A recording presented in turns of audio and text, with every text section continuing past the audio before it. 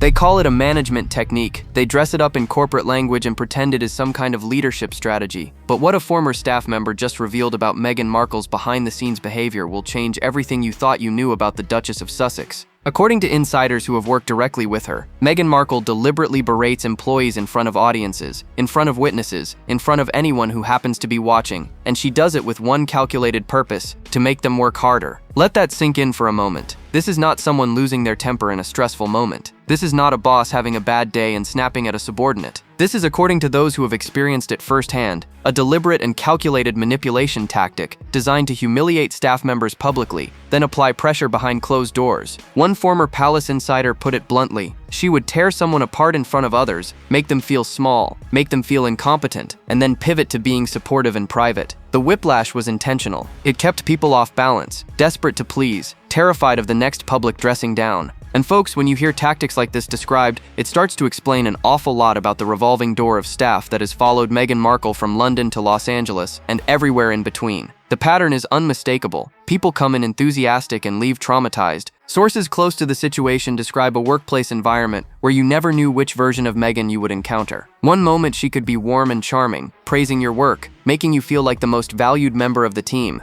The next moment, without warning, you would find yourself being criticized harshly in front of colleagues, guests, or even cameras. The emotional manipulation was constant. It was exhausting. And according to those who lived through it, it was absolutely deliberate. The staff member who revealed these details was remarkably candid about what they witnessed. The public humiliation was the first step. Then came the private meetings where she would explain that she was hard on them because she believed in them, because she knew they could do better, because she cared. It was textbook manipulation, and it worked. People would leave those conversations feeling grateful for the criticism, determined to prove themselves worthy of her faith. And the cycle would repeat. But this manipulation tactic is just the beginning of what staff members are now exposing. And the pattern they describe extends far beyond how she treats her employees. There is an old saying that mothers always know when their children are lying. You can spin the most elaborate tale, construct the most convincing alibi, present the most innocent face, and somehow, mothers always see right through it. The truth, as they say, always comes out, and that principle applies just as powerfully to celebrity manipulation as it does to childhood fibs. No matter how carefully constructed the narrative, no matter how many publicists and crisis managers you hire, no matter how skillfully you play victim, the truth has a stubborn way of bubbling to the surface. And for Meghan Markle, that moment of reckoning appears to have arrived. According to those who have observed her methods over the years, Meghan operates as what industry insiders call a master manipulator. She says one thing to one person and something entirely different to another, carefully constructing separate realities for separate audiences. Neil Sean, who has spent decades covering celebrity news and has encountered his fair share of conniving personalities in the entertainment industry, describes recognizing the type immediately. You see it in Hollywood all the time, he explains. People who have different faces for different rooms, who tell each person exactly what they want to hear, and who assume nobody will ever compare notes. But here is the problem with that strategy. People always compare notes eventually, and when they do, the entire house of cards comes tumbling down. The pattern that staff members describe is particularly telling. Allegedly, Meghan bursts into tears at the drop of a hat when Harry is present. The slightest criticism becomes an emotional wound.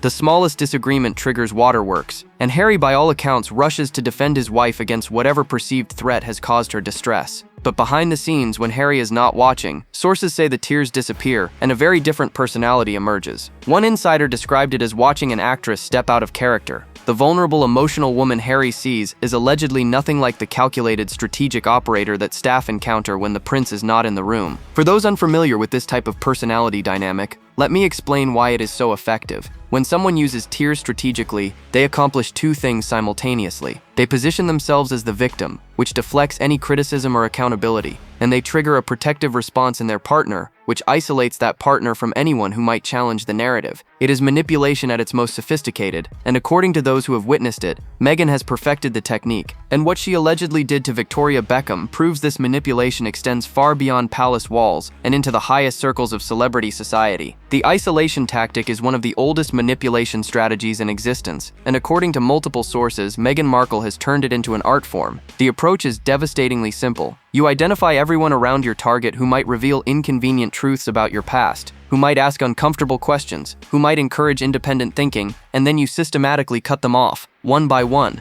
until your target is completely dependent on you for their understanding of reality. Staff members who worked with the couple describe watching this process unfold with Harry in real time. Anyone from his previous life who showed signs of skepticism about Meghan found themselves increasingly excluded. Friends who had known Harry for decades suddenly discovered they were no longer welcome. Family members who expressed concerns found those concerns weaponized against them. The circle grew smaller and smaller until, according to one insider, Harry was essentially alone except for Meghan and people she approved of. One source put it bluntly, "He is like a sheep. He will do whatever his wife says, go wherever she leads him, believe whatever narrative she presents. And the reason that works is because she has removed everyone who might offer a different perspective. It is textbook cult behavior, and watching it happen to someone born into such privilege and protection has been genuinely disturbing to witness." The pattern extends beyond personal relationships to professional ones as well. Whenever Meghan enters a new phase of her life, whether it is a new relationship, a new project, or a new public persona, the entire team gets replaced. New partners mean new PR teams, new staff, new advisors, complete erasure of history. Anyone who remembers previous versions of Meghan, anyone who might accidentally mention how things were done before, anyone who might slip up and reveal inconsistencies, they all have to go. The fresh start is never really about growth or evolution. According to insiders, it is about controlling the narrative by eliminating anyone who knows the previous chapters. Harry arrived in this relationship with decades of institutional support, family connections, and lifelong friendships. He had people around him whose job it was to protect him, advise him, and occasionally tell him hard truths he might not want to hear. Those people are almost entirely gone now, replaced by staff who work for Meghan, advisors who answer to Meghan, and a social circle that Meghan has curated. Sources describe a man who has been systematically separated from everyone who knew him before, everyone who might encourage him to question the path he is on. This isolation strategy led to the shocking fallout with one of Hollywood's most powerful families, and the reason behind it reveals just how calculated these decisions really are. Victoria Beckham had to go. According to sources close to the situation, there was simply no other option. The friendship that had once seemed so promising, the bond between two ambitious women navigating fame and family, had become a liability. And the reason, according to insiders, is almost absurdly simple. Victoria Beckham knew too much. Specifically, she allegedly knew that Meghan had been copying her ideas, and that knowledge made her dangerous. The domain name situation is particularly revealing. Years ago, Victoria Beckham had registered domain names for her children, Brooklyn, Romeo, Cruz, and Harper. It was a smart, forward-thinking move, protecting their digital identities before anyone else could claim them. And then, sources reveal, Meghan allegedly did the exact same thing with Archie and Lilibet's names, presenting the strategy to Harry as if she had invented it herself. The problem, of course, is that Victoria could have mentioned this at any moment. A casual dinner conversation, a passing comment, an innocent observation about how she had done the same thing years earlier, and suddenly Harry would know that his wife's brilliant idea was actually borrowed from a friend. Staff members confirm that Meghan was acutely aware of this danger. According to insiders, she convinced Harry that distancing from the Beckhams was necessary, framing it in whatever way would be most palatable. Perhaps they were not supportive enough. Perhaps they were leaking information. Perhaps they simply did not fit with the new direction the Sussexes wanted to take. The actual reason, sources say, was far simpler. Victoria Beckham could expose the copying, and that risk had to be eliminated. The irony is absolutely staggering when you consider it. Here is a woman who allegedly positions herself as authentic, as genuine, as someone who left the royal family to live her truth. And yet, according to those who know her, she cannot maintain friendships with anyone who might accidentally reveal that her ideas, her strategies, even her public persona, are borrowed from others. The isolation is not just about control. It is about protecting an image that apparently cannot withstand any scrutiny. The Beckham friendship, which had offered access to one of the most influential families in entertainment and fashion, was sacrificed to protect the illusion. David and Victoria, who by all accounts had welcomed the Sussexes warmly, found themselves suddenly frozen out. And while public explanations varied, staff members say the real reason was always about information control. Victoria knew things Meghan did not want Harry to know, so Victoria had to be removed from the picture. But the Beckham situation was nothing compared to the Kardashian party scandal that followed, and what happened at Kris Jenner's 70th birthday raises even more disturbing questions. Kim Kardashian nearly blew the whole thing wide open. On her podcast, in what appeared to be an unguarded moment, she turned to her sister and asked a question that sent shockwaves through celebrity gossip circles. Should we talk about who it is? The implication was clear. There was someone at a family event who had not been invited, and the Kardashians knew exactly who it was. They just were not quite ready to say the name out loud. But folks, anyone paying attention knew exactly who they were talking about. Exclusive reports have since revealed what allegedly happened at Kris Jenner's 70th birthday celebration. Guests at the party were whispering among themselves, asking the same question over and over. Who brought the Sussexes? It is a simple question with apparently no simple answer. Someone had to invite them. Someone had to add them to the guest list. But according to sources, neither Oprah Winfrey nor Kim Kardashian, two of the most powerful women in attendance, had extended the invitation. So how did Harry and Meghan end up at one of the most exclusive parties in Hollywood? The evidence suggests the answer might be deeply embarrassing. Multiple sources point to the fact that Meghan did not change her outfit between events that evening. For those unfamiliar with how celebrity appearances work, let me explain why this matters. When you are invited to a high-profile event, you plan for it. You have stylists, you have wardrobe options, you coordinate your look with the occasion. Showing up in the same outfit you wore earlier suggests something very different.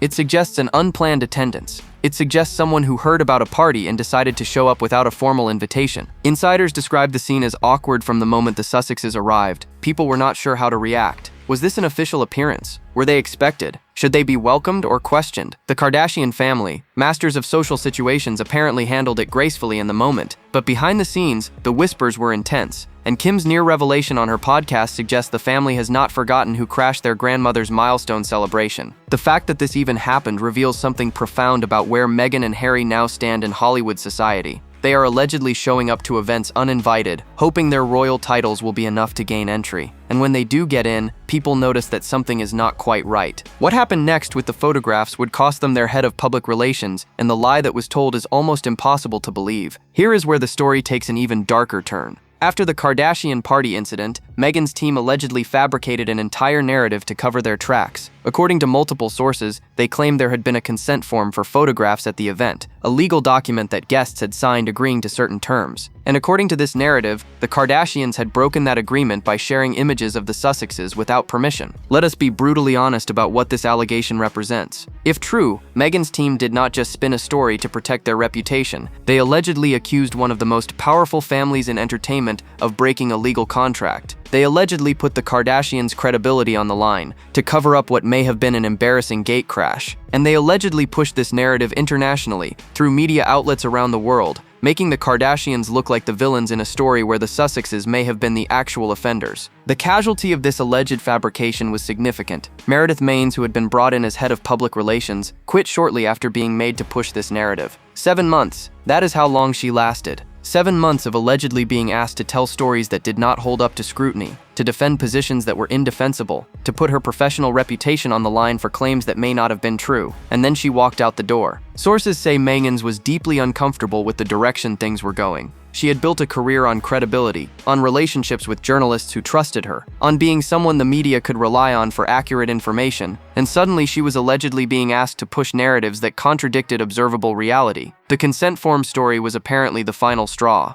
She saw what was being asked of her, understood what it would mean for her professional future, and made the only decision she could make. The double offense here is staggering when you think about it. First, there is the possible gate crash itself, showing up to an event uninvited and expecting to be welcomed because of who you are. That alone would be embarrassing enough. But then to allegedly accuse your hosts of breaking a contract, to make them look bad in order to deflect attention from your own behavior, that takes things to an entirely different level. It is not just awkward social climbing. According to critics, it is character assassination to protect a lie. This pattern of manipulation extends to even the most solemn occasions, and what Rob Shooter just reported about Meghan's funeral ambitions is genuinely disturbing. There are certain moments in life that should be sacred. Funerals are among them. When someone passes away, when a community gathers to mourn and remember, the focus should be entirely on honoring the deceased. It should not be about publicity. It should not be about networking. It should not be about positioning yourself for photographs with other famous mourners. And yet, according to entertainment reporter Rob Shooter, Meghan Markle is allegedly angling for an invite to attend the funeral of legendary fashion designer Valentino Garavani in Rome. Let that statement sink in for a moment. A funeral. She is allegedly working to secure an invitation to a funeral, not because of a deep personal connection to the deceased, not because she played a meaningful role in his life, but because, according to sources, she is very deliberate about making sure she is included in events where the right people will be present. One insider put it with devastating clarity.